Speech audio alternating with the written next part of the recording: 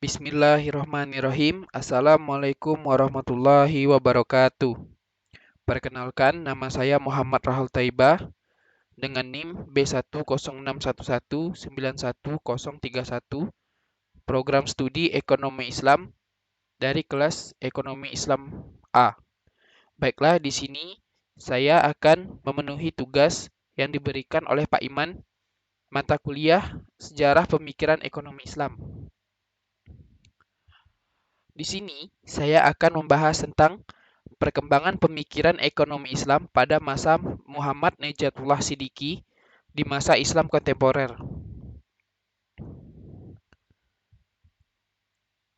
Nah, baik, sebelum masuk ke dalam materi pembahasan, ada kala baiknya kita mengenal siapa itu Muhammad Najatullah Siddiqi. Nah, berikut adalah biografi beliau.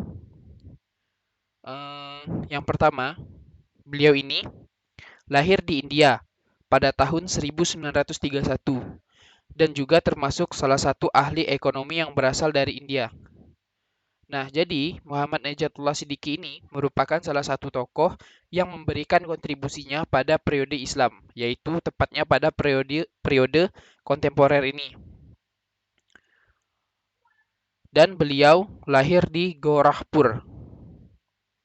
Yang kedua, beliau juga pernah menempuh pendidikan di Al Muslim University, juga mengayam pendidikan di Madrasatul Islah Saraimir Azamkhar. Nah, yang ketiga, karir beliau ini dimulai pada saat beliau menjabat sebagai asosiasi profesor ekonomi dan profesor studi Islam di Aligarh University dan sebagai profesor ekonomi di Universitas King Abdul Aziz di Jeddah. Kemudian, beliau juga mendapatkan jabatan sebagai Fellow di Center for Near Eastern Studies di University of California. Dan di sini beliau juga pernah menjadi pengawas sarjana di Islamic Research and Training Institute Islamic Development Bank Jeddah. Nah, adapun ciri-ciri sistem ekonomi Islam, yang pertama ada hak yang relatif dan terbatas bagi individu, masyarakat, dan negara. Di sini Muhammad Najatullah Siddiqi menganggap bahwa hak mendapatkan kebebasan menyembah Allah Subhanahu wa taala sebagai hak primer manusia. Tak boleh ada yang menghalangi atau membatasi hak fundamental ini. Atas dasar inilah Siddiqi mencoba menghubungkan ekonomi Islam. Nah, karena orang hanya dapat mencapai sukses dengan memenuhi kebutuhan materialnya secara jujur dan benar, maka ia harus diberi kebebasan untuk memiliki, memanfaatkan, dan mengatur miliknya maupun barang dagangannya. Nah, yang kedua ada peranan negara yang positif dan aktif. Jika pasar gagal mencapai keadilan, maka negara harus campur tangan. Ia menyebut penyediaan kebutuhan dasar bagi semua orang serta penyediaan barang-barang publik dan sosial. Kewajiban amar ma'ruf nahi mungkar diperkuas jangkauannya ke lingkungan ekonomi dan Siddiqi merujuk pada lembaga hizbah. Sekalipun ia menghendaki adanya peran aktif pemerintah, Muhammad Najatullah Siddiqi tetap bersikukuh menyatakan bahwa hal itu tidaklah dapat disamakan dengan sistem sosialis.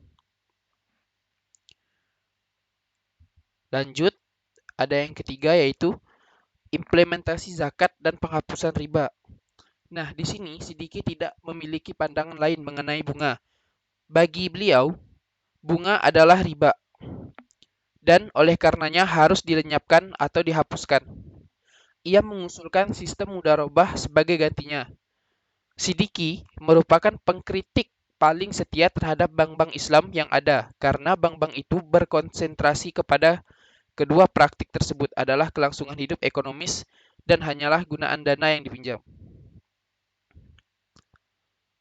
Yang keempat, ada jaminan kebutuhan dasar bagi manusia. Jaminan kebutuhan dasar bagi manusia, Siddiqi memandang jaminan akan terpenuhi kebutuhan dasar bagi semua orang sebagai salah satu ciri utama sistem ekonomi Islam. Memang diharapkan orang dapat memenuhi kebutuhan melalui usaha mereka sendiri. Namun, ada saja di antara mereka yang untuk sementara tidak dapat bekerja karena menganggur atau sebagian lagi malah menganggur permanen karena memang tidak mampu bekerja dan oleh karenanya harus dijamin kebutuhannya. Nah, di sini pandangan Muhammad Najatullah Siddiqui tersendiri terhadap penyediaan kebutuhan dasar dapat ditafsirkan mirip dengan strategi kebutuhan dasar atau dengan praktik-praktik di beberapa program kesejahteraan kapitalis. Siddiqui menekankan bahwa suatu jaminan berupa kebutuhan hidup minimal bagi semua orang itu paling baik dilakukan melalui distribusi aset yang menghasilkan pendapatan yang lebih adil dalam jangka waktu yang panjang. Nah, adapun produksi dan konsumsi yang pertama, distribusi. Distribusi sebagai konsekuensi konsumsi, permintaan dan produksi. Baginya, bagi Siddiqui maksudnya, hal itu mengekalkan gagasan palsu tentang kuasaan konvensional, menciptakan khayalan bahwa masyarakat melakukan permintaan terhadap apa yang mereka ingin konsumsi. Kaum produsen memproduksi karena menuruti kontribusi yang diberikan kepada proses produksi atau distribusi fungsional. Tetapi permintaan, menurut Siddiqui, dibatasi atau ditentukan oleh distribusi awal pendapatan dan kekayaan. Oleh karena itu, distribusi, semua determinan dan ketimpangannya haruslah dipelajari dan dikoreksi dari sumbernya, bukan hanya sekedar mengatakan saja seperti yang terjadi dalam ekonomi konvensional atau biasa yang disebut dengan neoklasik. Yang di sini kedua ada produksi. Barang haram tidak diproduksi, barang mewah akan minimal, dan barang perlu akan ditingkatkan produksinya. Sementara praktik perdagangan yang jujur akan didorong oleh pahala surga yang dijanjikan kepada pedagang yang jujur di dalam Al-Quran. Sekalipun setiap produsen individual diasumsikan telah memiliki sifat yang diinginkan mengikuti panduan keadilan dan kebajikan, negara masih diharapkan untuk menjamin penyediaan keperluan dasar dan mengawasi berlakunya kejujuran di pasar. Di samping perubahan norma, perilaku, dan tujuan yang hendak dikejar, di sini Siddiqui tetap menyatakan bahwa dengan kekuatannya sendiri, pasar tidak dapat menjamin distribusi pendapatan dan kekayaan yang adil, dan diperlukan campur tangan negara. Nah, jadi di sini adapun yang dapat saya simpulkan dari materi pembahasan yang barusan adalah menurut Siddiqui di sini adalah bahwa di dalam suatu kerangka Islam, kemakmuran dan kesejahteraan ekonomi merupakan sarana untuk mencapai tujuan spiritual dan moral. Oleh karena itu, di sini Muhammad Najatullah Siddiqui mengusulkan modifikasi teori neoklasik konvensional dan peralatannya untuk mewujudkan perubahan orientasi nilai, penataan kelembagaan, dan tujuan yang hendak dicapai. Analisis Siddiqui sebenarnya adalah analisis neoklasik yang dimodifikasi. Modifikasi tersebut pada dasarnya terjadi dalam dua wilayah. Pertama adalah asumsi perilaku yang melahirkan Islamic Man. Kedua adalah upayanya memasukkan pertimbangan fikih ke dalam analisisnya. Sekalipun ia telah meletakkan banyak ide penting, namun penjelasan mengenai hal-hal tersebut masih meninggalkan ruang bagi pengembangannya. Baik, sekian dari pemaparan materi yang saya sampaikan. Kurang lebihnya mohon dimaafkan. Jika banyak salah kata mohon dimaafkan.